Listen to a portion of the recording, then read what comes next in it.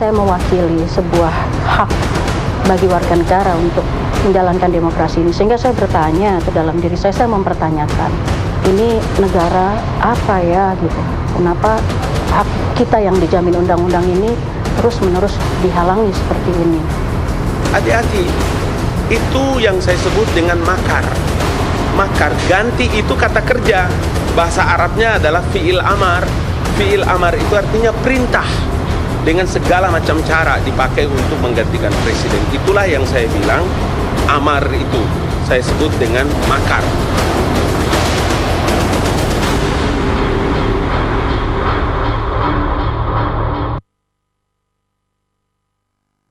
Selamat malam, pemirsa. Sampai malam hari ini sebetulnya Indonesia sedang berpesta. Sedikitnya 29 emas sudah di tangan. Ketika pesta olahraga Asia berlangsung, dan kita sebagai tuan rumah sudah menunjukkan kita orang hebat. Semua pihak bersatu padu untuk merayakan kehebatan ini. Tapi pada saat yang sama ada hal-hal yang kemudian banyak orang mengatakan, kenapa masyarakat di Indonesia harus terpecah ketika ada sekelompok manusia berbeda pendapat dan ada tindakan-tindakan yang kemudian dianggap sebuah tindakan negatif berupa persekusi. Kami ajak Anda untuk berdiskusi malam hari ini. Sebelum kami perkenalkan para narasumber, kami ajak Anda melihat tayangan berikut ini.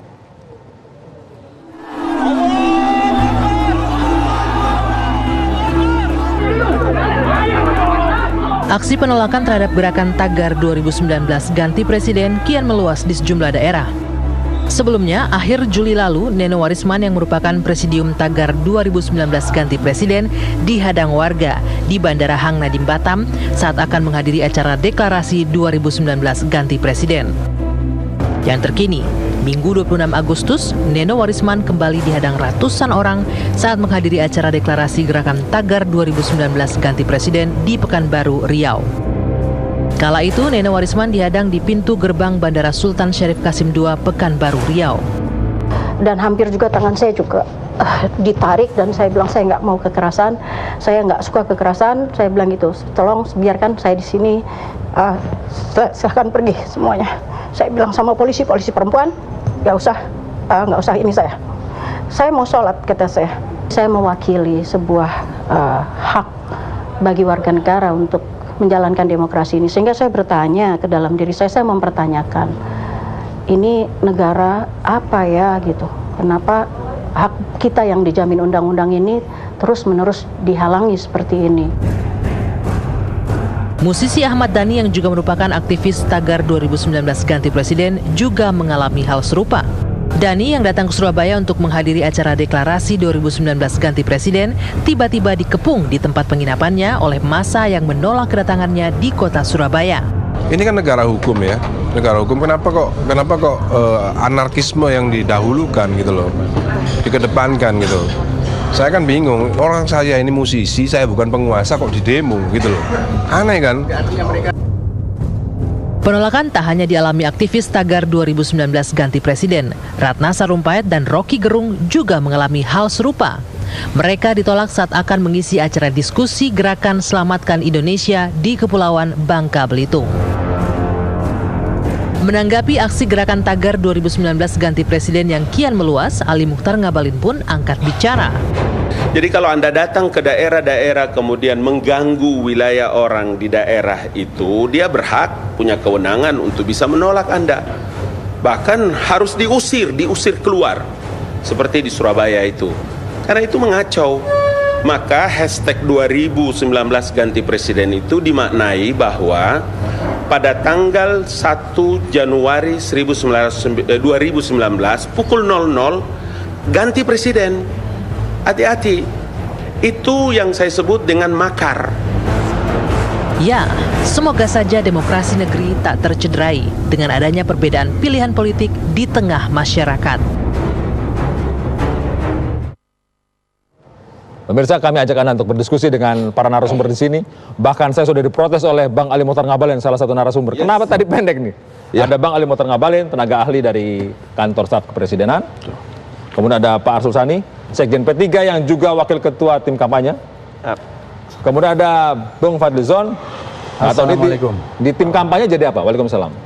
Belum ada tim kampanye ya? Sedang dibentuk. Belum ketahuan nih. Ini sudah kelihatan nih soalnya. Serta Mbak Neno. Beliau adalah salah satu dari 3 nama yang kami ketahui minimal 3 nama yang kami ketahui yang mengalami persekusi. Yang terakhir, kalau tidak salah sebulan yang lalu kita diskusi di sini, Anda ditolak di Batam, kemudian di Pekanbaru ya, di Riau. Saya sih ke Bang Aldi dulu. Oke. Anda kok keras sekali tadi terakhir pada saat potongan itu? Ya, saya harus mengatakan bahwa gerakan hashtag 2019 ganti presiden itu memang selain memang memiliki value terkait dengan peradaban rendah, peradaban moral paling terendah dalam sebuah proses demokrasi. Kenapa? Karena kita memang perlu memberikan pendidikan dan tanggung jawab kita kepada publik memberikan edukasi tentang sebuah proses demokrasi. Kita bergeser dari sebuah rezim feodal kepada rezim demokrasi.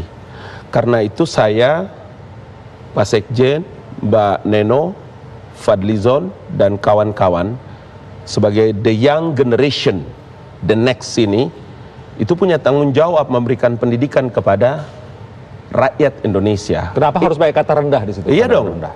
Karena kalau Anda mengemas itu dengan tablik akbar, Mbak Neno, Fadlizon, kemudian pengajian, silaturahmi, tapi intinya adalah Anda menyebarkan kebencian kepada masyarakat, kepada umat, kepada bangsa. Kebencian terhadap Itu peradaban apa namanya? Sekarang maksud Anda? Itu peradaban apa? Moral apa yang dipakai itu? Oke.